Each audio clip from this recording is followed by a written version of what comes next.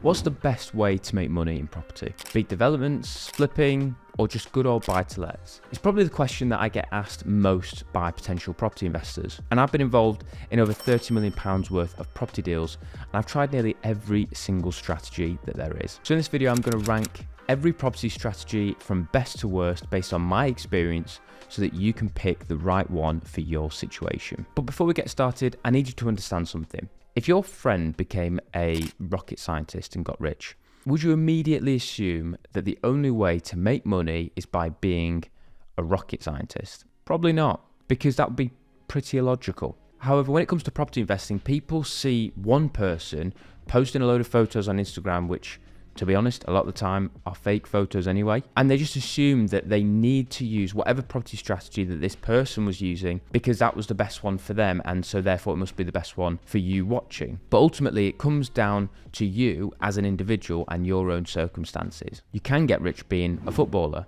a banker, or even a YouTuber. And the point is that there are lots of ways to make money with property. It's really just picking the best course of action for you. So take everything that I say with a pinch of salt and apply it to your own circumstances. Now, with all that said and done, let's get into the worst strategy at number 5. And this involves buying land, building from the ground up and selling the finished article, the finished properties once they're developed. Now, on the surface, these property deals sound amazing because you're talking about multi-million pound deals, but here's what they can look like when you actually scratch a little bit deeper. Let's say you're spending £25 million to build your own development. And let's say that you're hoping to sell it for £28 million once everything's done. So yes, you've got yourself a really nice £3 million profit margin. But here's what people seem to forget. In the world of development, 10% profit margins can sometimes actually be considered a good profit margin. And when the margin in it is that tight, the slightest delay, a mistake, or anything like that can wipe out your profit entirely. On top of that, these projects are filled with moving parts. You're dealing with contractors, planners, supply delays, cash flow issues, and the list just goes on and on and on.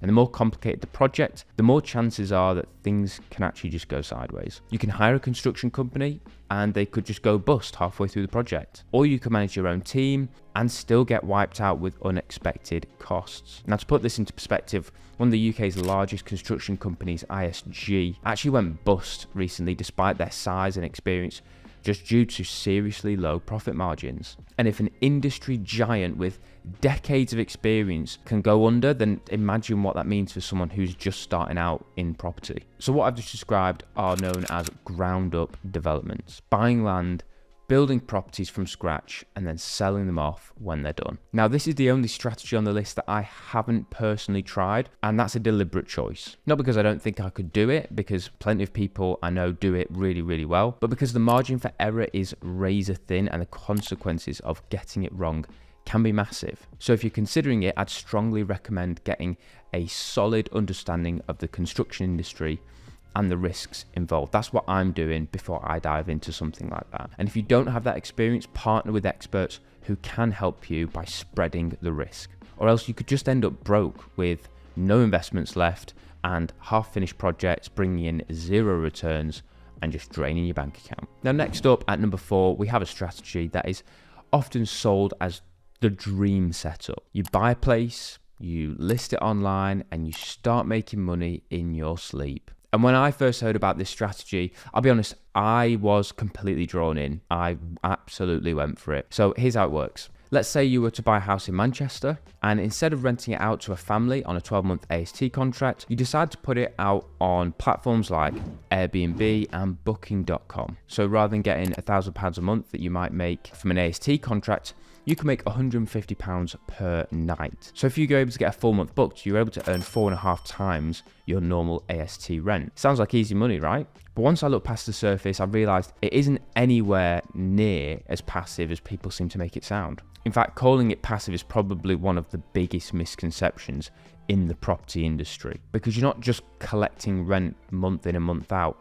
You are actually running a fully blown operation. Guest communications, check-ins, cleaning, maintenance, bad reviews, and the list just goes on and on. And the reality is you're basically running a mini hotel. And just like any hotel, you need systems, you need staff, and constant attention to make sure that it's running smoothly and that your clients, your guests, are having a good experience. So if you haven't guessed it already, the strategy that I'm talking about is serviced accommodation. Now, don't get me wrong, it definitely has its upsides. I know plenty of people that are doing this very, very successfully. The income potential is solid, and if you do it right, you can make significantly more money per property than you could with a typical buy-to-let. But you need to understand that this isn't just investing, it's a full-on business. And unless you're willing to treat it like one, it can quickly become more of a headache than it's actually worth. Now, the good news is that if you ever decide that it's not for you, you're not locked in. Once your last guest checks out, you can switch the property over from a traditional rental to carry on as a normal buy-to-let. So while it's not what I would recommend if you are after something that is super low effort, it can still be a great way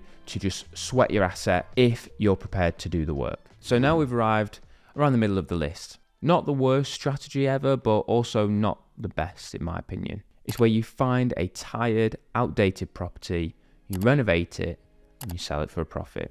Now, when I first came across this approach, I thought it sounded like very easy money. Quick in, quick out, stack up the profits, move on to the next deal, keep building up the cash pot. But when I started doing it myself, I realized it's not as easy as people make it appear to be. The reality is that these projects usually take anywhere from 9 to 12 months to actually complete. So that's a long time to have your money tied up with no money or income coming in. And while you're waiting, market conditions can shift, which means that you might end up with something that's worth less than you actually expected it to at the end. But the worst thing people can do is assume that they can set their own price just because they've done some work to a property, that because they've spent a bit of money on it, it just automatically should be worth more.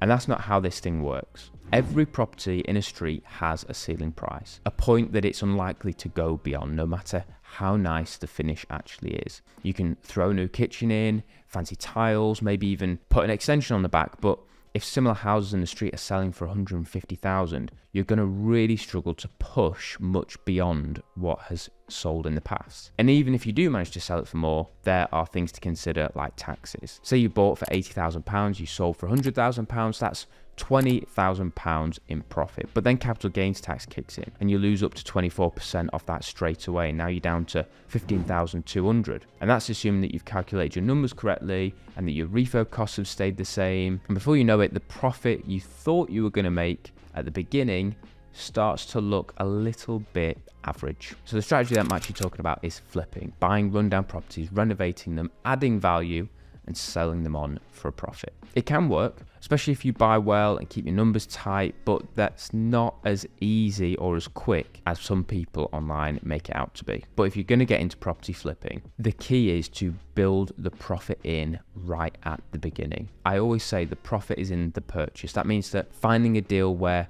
the discount is there from day one, not that you're trying to manufacture it from value based on just hope. So for me, this one sits firmly in the middle because it's got potential, but only if you know exactly what you're doing. Now, before we move on, if you're stuck trying to figure out which strategy fits your situation best, and you actually want to compare strategies side by side, you can sign up for the Property Investment Playbook using the link in the description, where we have calculators for the different types of property deals, as well as courses that go into all of this stuff in a lot more detail. All right, we've made it to number 2. And if the idea of service accommodation had you quietly thinking, maybe I should just rent a property to a tenant and be done with it, then this one definitely speaks to someone like you. Here's how it works. You buy a property, you rent it out, and you just let the rent payments come in like clockwork. You hit the due date and boom, rent lands in your bank account. But even though it's one of the most reliable ways to build wealth through property, that doesn't mean it works just automatically. You can't just buy any random house, slap it on the rental market and expect to be printing money every month.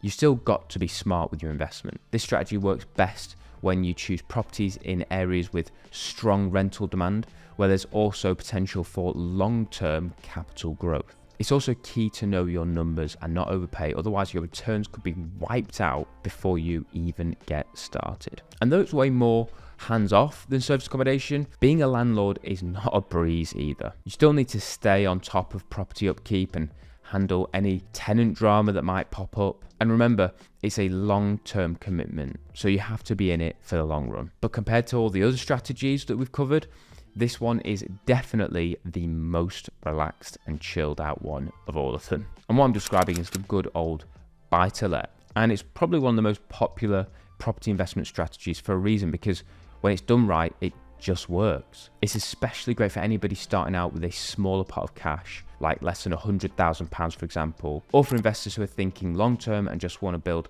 low risk, steady property income and benefit from the capital growth. You're not going to get rich overnight, but if you play it smart, find the right properties in the right area, keep it in good shape with solid tenants, then it can be a brilliant foundation for very long-term wealth. And that's why it lands so high for me on the list. Now, at number 1 on my list is an approach that takes the conventional rental model and completely flips it on its head. Of all the strategies out there, this one is hands down, for me, the best one that I've found. So instead of relying on one tenant for your income, you have multiple tenants under one roof, each contributing to your monthly cash flow. Think of it like having 2 or more players land on your property at the same time. It's a double or even triple payday. And this is what makes the strategy so powerful. You're maximizing your rental income without increasing the number of properties that you have to own. But like anything worthwhile, there is a bit more work involved up front. You're looking at renovations, meeting all necessary standards, and possibly a bigger initial investment than just your standard rental. Because if you're going to house more people, then you need to provide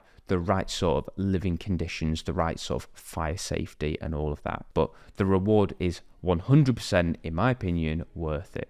Because once it's set up, it becomes relatively hands-off, especially with the right systems in place. You'll have tenants staying for 6 to 24 months at a time, and you're pulling in way more income than you would with just a simple single-let property. And the best part is that these properties aren't just valued based on their bricks and mortar valuation, you know, what the house next door would have sold for. They're often valued commercially based on their income that they produce, because the income they produce is so high. So not only do you get better cash flow, but you also boost your overall value of your property. And this strategy is known as HMOs, or house of multiple occupancy. If you're serious about scaling your property portfolio, then this is one of the smartest ways to do it. Just make sure that you choose the right location, you do high quality renovations, and that you meet all regulations from the start. Once you've got all that in place, you're looking at a strategy that doesn't just build income, it builds serious long-term wealth. And now you know which strategy ranks best. The next question is,